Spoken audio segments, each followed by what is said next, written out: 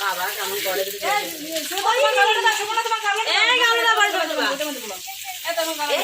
রান্না পুজো সাড়ে হয়ে যাচ্ছে এদিকে তুমি যেমন তুলে তোমার আমার মিলে আসবে ওরকম হয়ে চলো। ঘরোয়া পিকনিক হচ্ছে, ঘরোয়া পিকনিক। হ্যাঁ ছবি আগে তোলা হবে, ভিডিও করে দেওয়া পরে দিও। হ্যাঁ আমি তো বললাম ওই চলো না ঠাকুর মশাই চেঞ্জ হচ্ছে।